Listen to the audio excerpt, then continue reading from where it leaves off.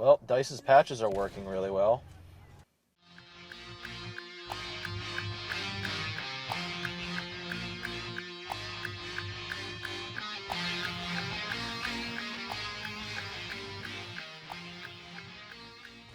Hey everyone, it's John from British Fin Games, and I wanted to wish you all a happy belated Thanksgiving. You stupid! Yeah, okay, that pun was stupid, and it sounded a lot better in my head. I promise the video's better than that pun. Just please don't click away. Please. But first of all, before the video even starts, I have to say one thing. We're all sorry here at British Fin Games for not uploading in quite a while. Unfortunately, me, Jared, and Patrick all had to host Thanksgiving in separate locations, and that makes it really difficult to work on videos and upload them, especially when family members are staying in your house, and they're asking you to do things to get ready for the holiday. You have just nowhere quiet to work, so we're really sorry about that. But the good news is that we're back on track with our regular uploading schedule, and we'll be doing some really cool stuff coming up in the near future. Me and Patrick are going to get together in about a week. By the time this video uploads, it could be more or less than that. So expect some stuff with the two of us together in the near future. So to celebrate our belated Thanksgiving, I'm going to be going over how to use the heavy tank in Battlefield 1 to give you consistently high KDs in multiple games over and over again. These are tactics that have helped me get games where I go 43-0, 37-1, I've gone 43-0 again, and I think my best record is 75-1. And this isn't just once in a while, this is consistently. I'm not perfect though, and I do have bad games, but I'd say 80% of the time, whenever I get into a heavy tank, I have easily the highest KD on my entire team. So the three main types of tanks you're going to see in-game are the land ship, the heavy tank, and the light tank. I don't really consider the artillery truck to be a tank because obviously it has truck in the name. It's an armored truck with an artillery piece in the back. That's the end of it. I'm not going to really go over that much more. The light tank, of course, is more agile and faster, but it doesn't do as much damage as the other two. It has less armor, and I think it's better against infantry rather than a heavy tank or another land ship. But in a pinch, if you absolutely have to use it against one of the two, I think you can use it very effectively if you have room to maneuver or cover and you know what you're doing. For the heavier tanks, the land ship and the heavy tank are honestly my two favorite tanks. I don't play a lot with the land ship. I have once in a while, and I only like to play it with other people because I like to use the turrets and have someone else drive. I don't like driving. But if I do well with this video, and this video does receive a lot of love, maybe I'll do a video specifically on the land ship. But the heavy tank is an absolute beast, and it's my favorite tank, and I've played hours on it. This tank can take some serious damage while also dealing out some serious damage in return. The only real downside to it is that it's slower and less agile, but if you play smart and use the tank's abilities to your own advantage, you'll be fine. But as I said earlier, this tank can take some serious punishment. Its armor is one of the best attributes it has. This tank can take several hits and keep going without any problem whatsoever, so long as the tracks are not disabled and the engine's not disabled from either dynamite or a mine. So knowing this, you don't need to panic when you're taking your shots and you're dealing with a bunch of people shooting AT rockets at you. If you shoot frantically at the enemy, all this is going to do is empty out your clip inside the vehicle, and that will cause you to go into a reload animation.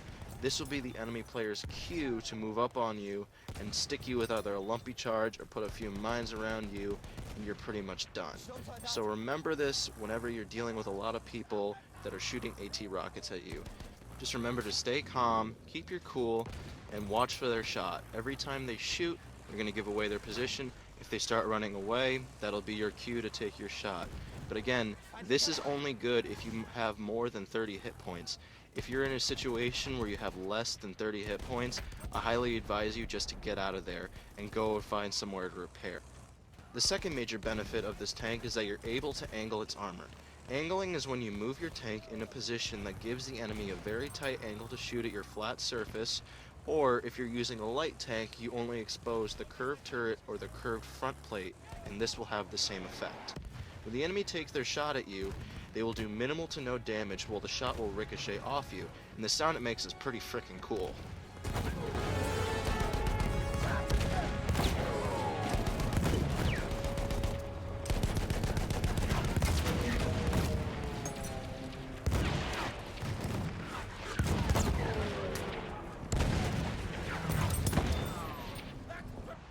main areas on the heavy tank where you can ricochet shots are on the left and right sides, which is the largest, flattest surfaces on the sides of the tank where the machine gun ports are located.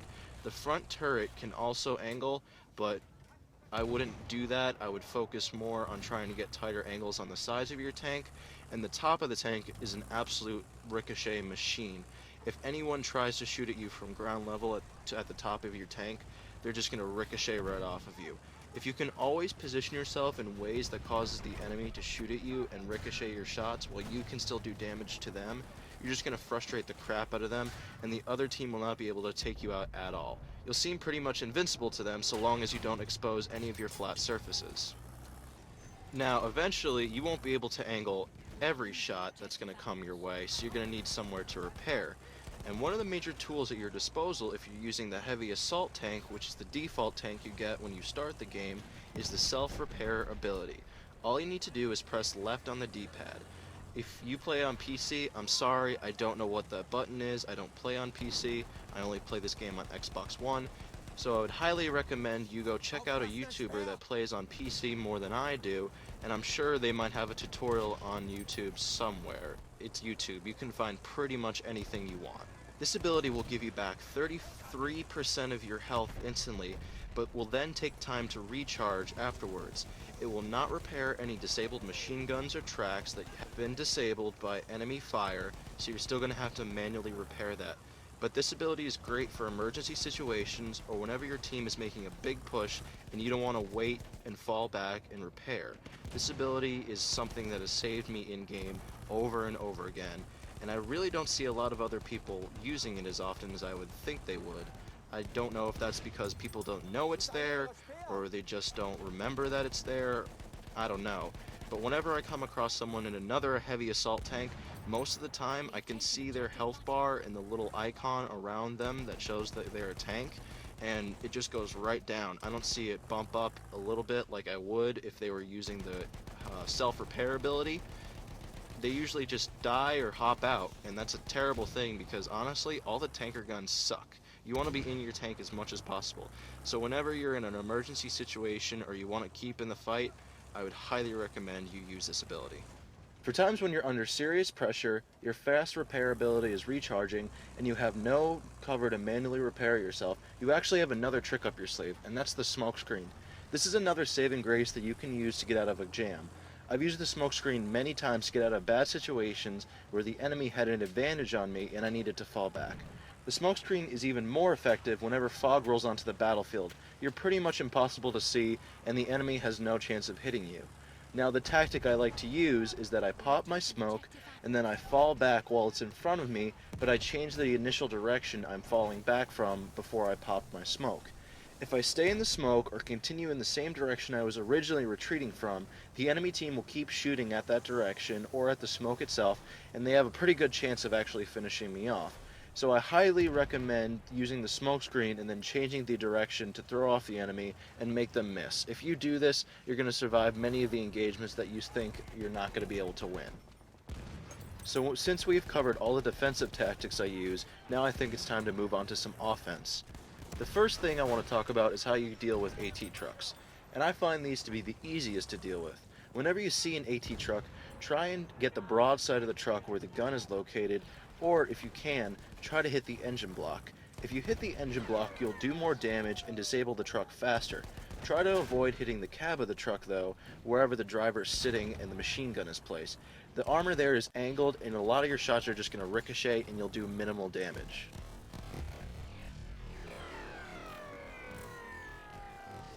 The light tanks are a little trickier to deal with than the AT trucks because they have a round turret and a curved front plate that can ricochet a lot of your shots. Try to aim in the back of the light tank at a 90-degree angle or as close as you can get to that, or if you can, get right behind the tank itself. The engine is located here and you'll be able to disable the tank and destroy it much faster, but you also need to watch out for how maneuverable this tank is.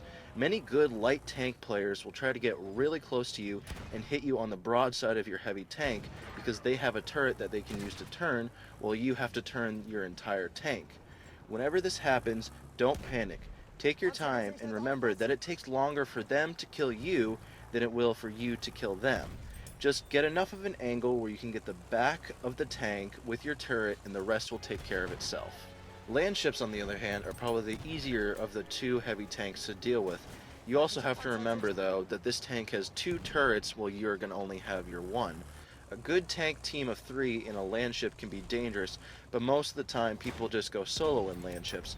Whenever you see one, you need to hit it on the broad side of either part of its tracks. But be careful of the center of the tank, especially near the driver's seat, because a lot of the armor here is angled.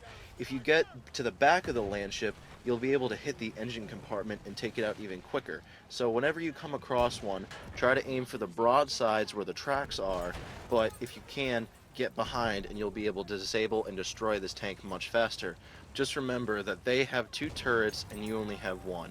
If they're not in a party, they will probably not have an easy time communicating and you'll be able to take them out.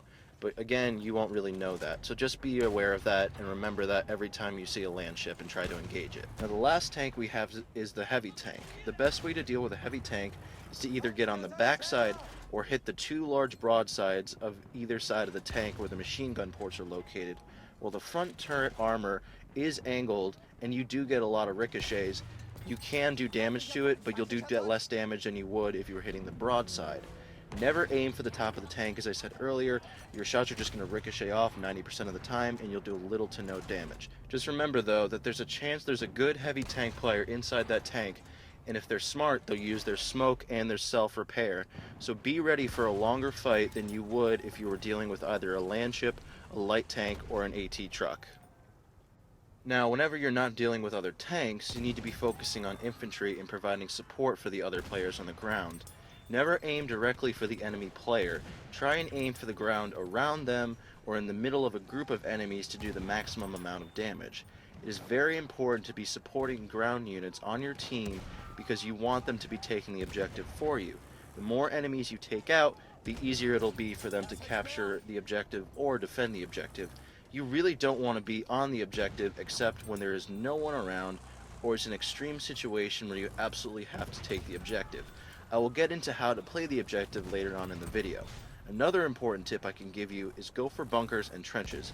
These are the areas where the enemies are going to cluster together to either get cover or allow other squad members to spawn on them, or they'll allow themselves to heal up.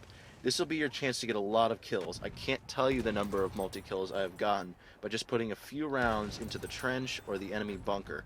Plus, once you've cleared out these areas, your teammates can move into these areas and use them for their own benefit to either continue defending an objective or go and capture another objective.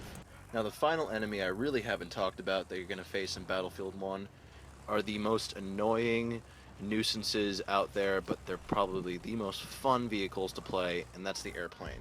Now you're probably saying to yourself, well, there really isn't much you can do about them unless you're in another airplane or you're in an AA gun, right? Wrong.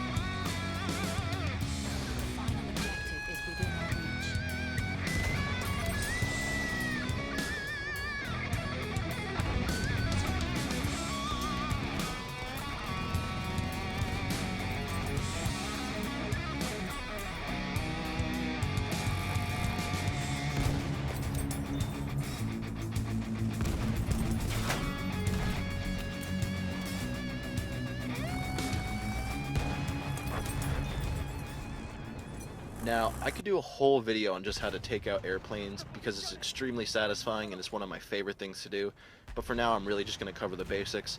If you guys want a more in-depth video, put it down in the comment section below and I'll do that. So for the basics, all I'm going to say is try to aim for the low-flying planes, especially the ones that are aimed right at you. Those are probably the easiest ones to hit.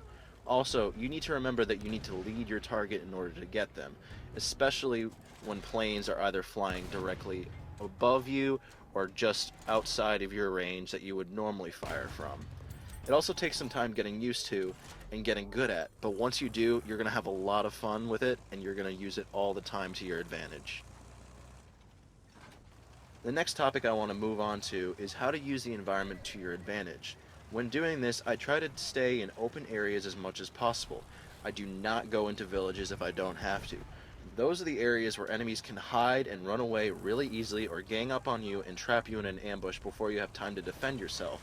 If you stay in open areas, you have more room to maneuver and can get out of tricky situations much easier. I try to use natural cover such as hills and ditches as much as I can, or I use blown out buildings and open areas where I can easily get out of tricky situations as well. I also try to manipulate the environment when I can. Whenever I see a couple of friendlies trying to take an objective, but they are struggling to take it because there are several enemy players in a building, I either run over the building itself, or I put a few rounds into the buildings and get a few kills. And also another good tip on that is whenever you're trying to use that building against the enemy, try to aim for the second floor. The debris that falls down can actually damage and kill enemies. So if there are enemies on the second and the first floor, aim for the second floor because the floor will fall out and damage enemies below, and you'll kill the enemies on the second floor by either the round hitting them or them falling. This is a really good way to help out your teammates and capture an objective while also getting a few kills in the process, which is never a bad thing. Also, on more of a personal note, but if you're ever attacking on Kaiserslacht as a heavy tank, take out windmills. These are areas where enemies are going to cluster and hide because it's really the only cover in open areas that they have. Whenever I do this, I get a surprising number of kills because snipers love to hide in the windmills. Plus, it's really annoying when you're trying to play infantry on this map and you get killed by the stupid sniper over and over again. And if you aim at the top of the windmill, the debris will kill players on the bottom level and you'll get a lot of multi-kills. Another tip I spoke about earlier was how you want to avoid being directly on the objective. And I'm going to stress this again, do not go directly on the objective unless you absolutely need to or there's no one around. These are the locations where enemies are going to gather together and hide very well. You might be able to take out a few of them, but I guarantee they'll take you out first.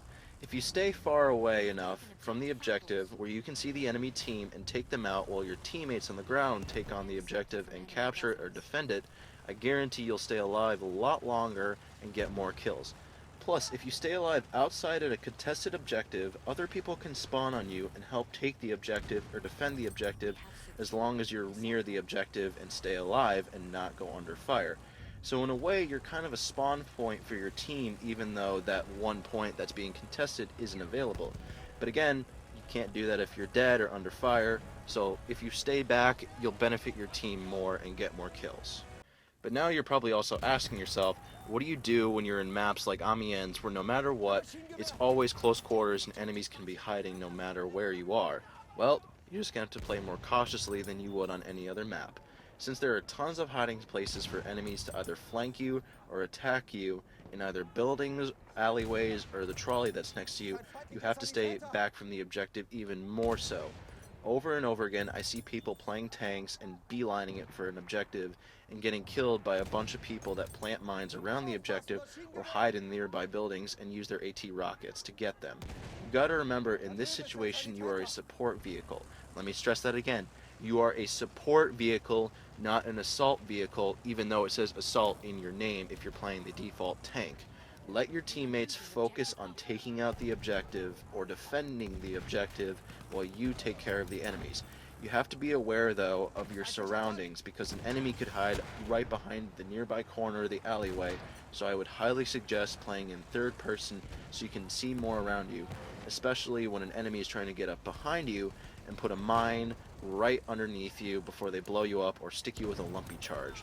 I know some people prefer to play in first person, but your vision is limited and I highly suggest staying in third person unless you're trying to hit something very far away.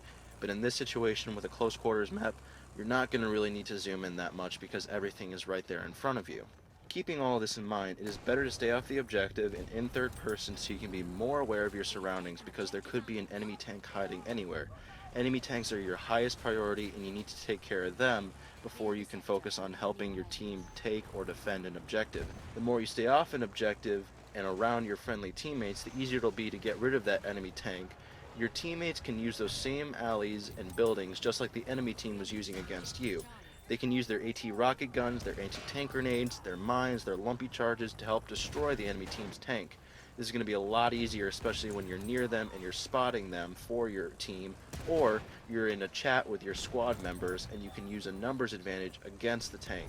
And in close quarters combat, numbers advantages are extremely helpful. And since you're already so close to your team and you have a better advantage than they do since you're in third person and you're a little higher up, you should be spotting enemies for them to take out. The more enemies you spot, the more they'll be attracted by your team and the easier they'll be to take out, especially when they're in those second story buildings or deep in those alleyways. It's really, really helpful. Use these same tactics in more open environments, but more often than not, your teammates are going to have less cover and they're going to try to go to the areas where there's more cover, and in an open environment, you want to be away from that cover so you can maneuver.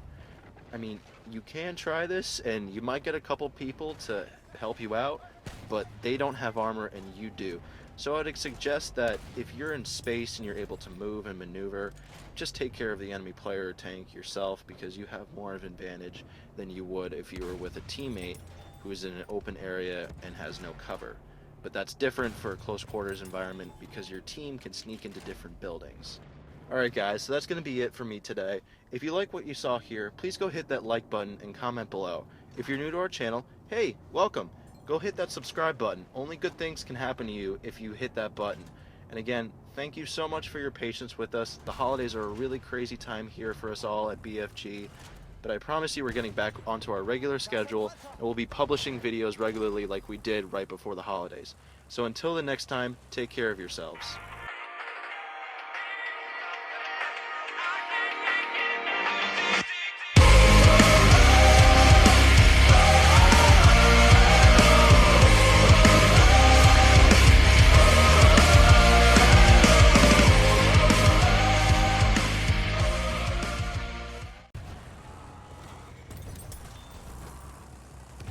Yeah, sir, I don't think that's how you take out a heavy tank.